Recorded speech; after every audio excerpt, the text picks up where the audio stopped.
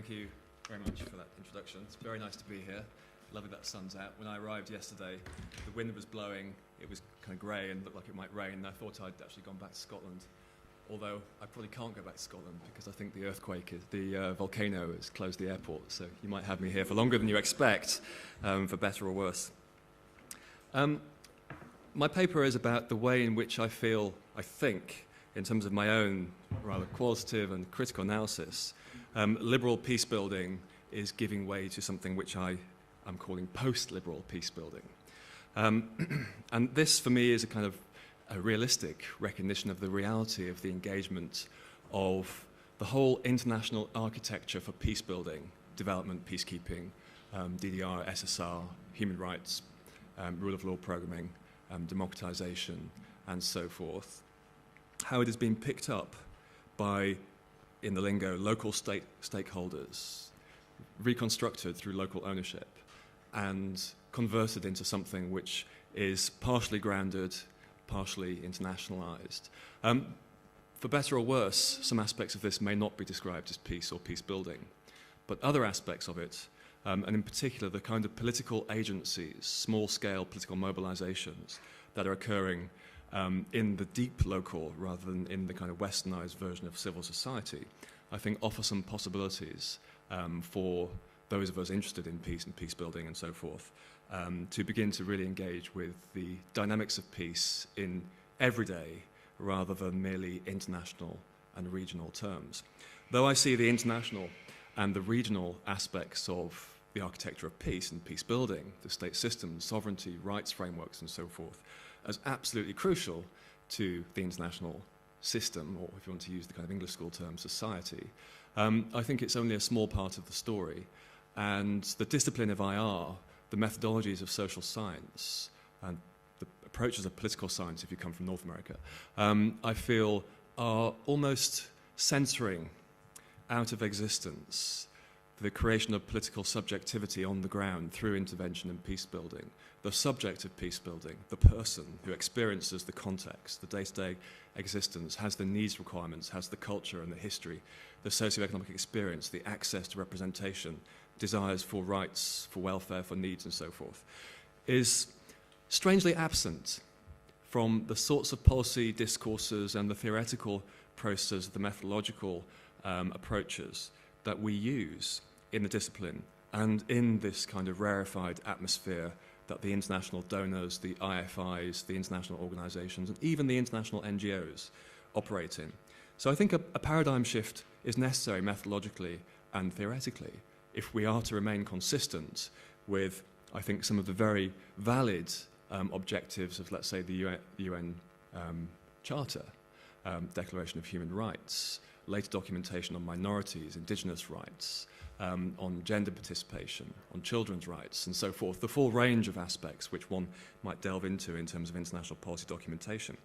And indeed, I think if you look at the documentation, even look at the capstone document on peacekeeping, look at the UN Secretary General's guidance note on democratization from 2008, look at the whole range of documentations, and I think there are very critical peace agendas present in those documentations. There are agendas which foreground the subject, the person, the individual, the experience, the community. They are possibly open to alternative notions of peace and politics beyond the liberal peace system.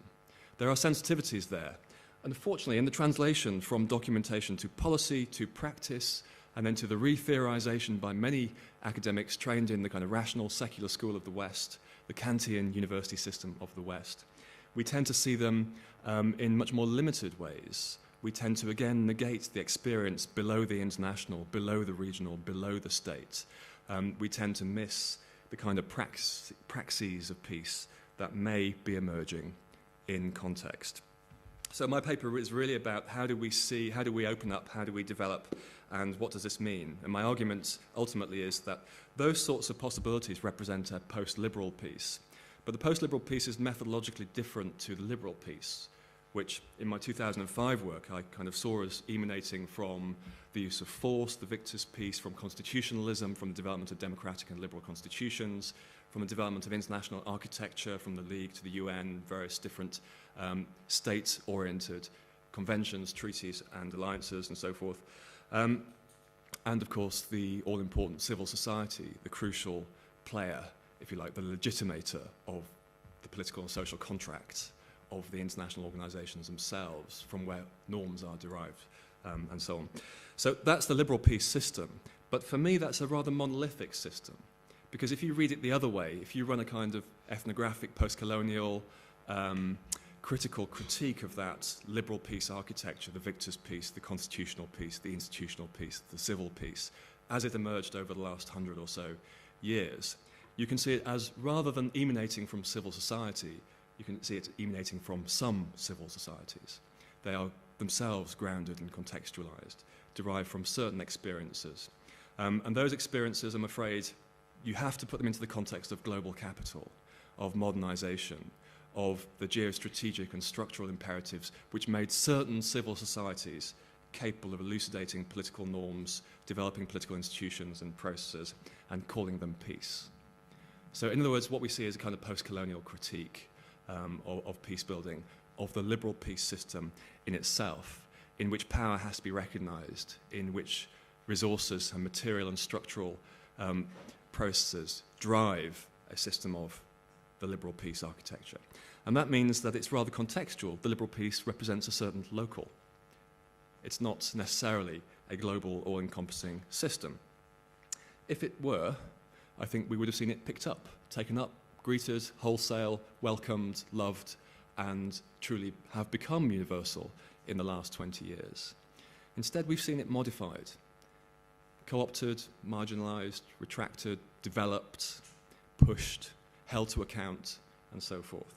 So while the liberal peace is rather hegemonic, rather contextualized, claiming universalism, resting on a limited legitimacy from a civil society which is very much located in the north, or was located in the north, of course it spread, but the post-liberal peace is something which combines that kind of representation of material, structural, and normative power and capacity with the ways in which the political subject, mainly in the developing world, of course, in the world outside of the north, the west, the Eurocentric norm makers, if you like, respond, react, and pick up, modify, contextualize.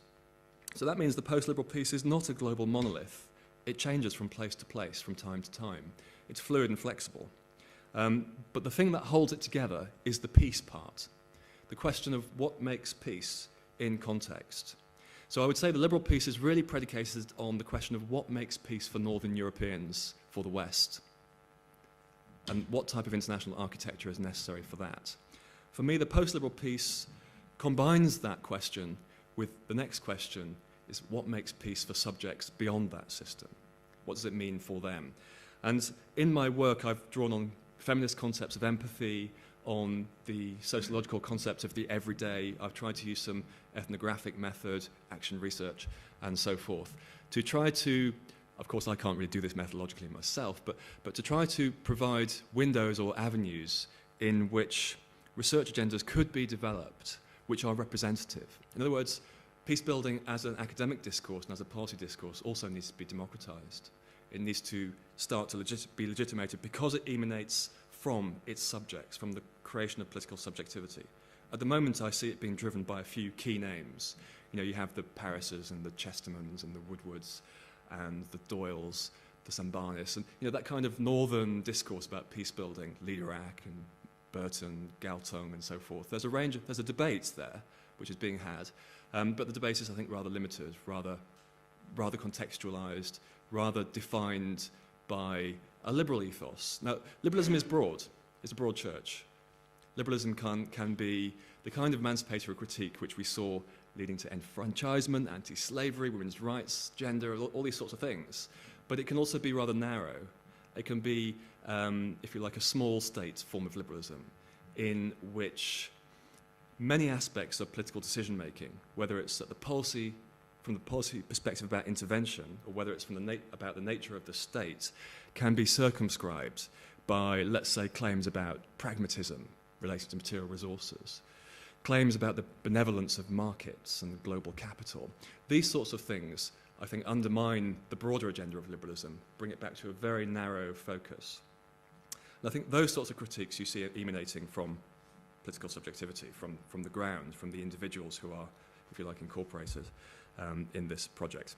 Okay, so that's the general scheme. Let me talk a little bit more about its various details. If peace building is to engage with political subjectivity, can we start with the state? I think would be a big question here. Now, many people who are working on state building today, and this state building has swept through northern discourses about peace building, about conflict resolution, about peacekeeping, and so forth. And you can see its progression from the early kind of peacekeeping operations in, let's say, Cambodia or El Salvador and so on, where you had a pre-agreement which was then, if you like, developed or maintained by a peacekeeping operation, which allowed then the assembly of donors, of organizations, of NGOs and so forth to come in and work on the liberal agenda. Then you had this move towards not having an agreement, but still trying to do the same thing. In other words, it became more interventionary. And then you started to have this focus on the state. So liberal peace building, it became very much about the state. And in my 2005 book, I'm not sure whether I really consciously picked up on that, but I did have this feeling from field work I did for that book in Bosnia and Kosovo and Timor and a few other places, that the state didn't mean much to people, that the state was really a kind of empty bureaucratic shell which captured political elites who might otherwise be fighting each other, but maintained their position, status and access to resources as a kind of bribe in the capital, channeling them into a liberal normative system, giving them access to global capital, but not really trickling down to the population. So a lot of that book was developed with this sense that the political subject, the citizens of these post-conflict peace-building states, weren't really gaining much benefit. Their security obviously has improved slightly, depending if they're lucky enough to be in certain areas or not. Their access to resources, marginal. Their access to public services, very marginal. Their access to rights, normally, probably in most of these cases, maintained through customary systems rather than through the modern state. So what you start to see is this kind of virtual state, this empty shell. Now, the argument of the people who are for that, many people working in the UN system, for example, many northern scholars, was that if you build the state, everything else will follow. And so you had this kind of tautology, the paradox that Roland Paris very accurately captured with his institutionalization before liberalization argument, which was, if you can build the state, create the institutions, everything else will follow. Now, of course, in that kind of theoretical construct which he developed, which was really just an afterthought to, I thought, a rather good analysis of the reasons why peace building had failed in 16 or so states around the world. That was in his 2004 book, I think. As an afterthought, he was really saying, well, at some point, the liberalization decision is made by internationals. So you have the institutionalization, it's very much donor-driven, it's donor-led, it's not led by subjects, it's led by donors, it's led by the internationals, it follows the architecture and its norms of international peace building. And then at some point, the internationals are capable of saying, this is yours, over to you, a kind of signing over. Now, for me, that replicates the old-fashioned victor's peace system. You sign the agreement, the victor says, benevolently, after a certain amount of time, okay, we're withdrawing our garrisons, and here's your constitutional framework. The peace treaties are written up on the walls of the city, of the country, dotted around the place. Make sure you refer to them. It's all yours. But if you step out of line,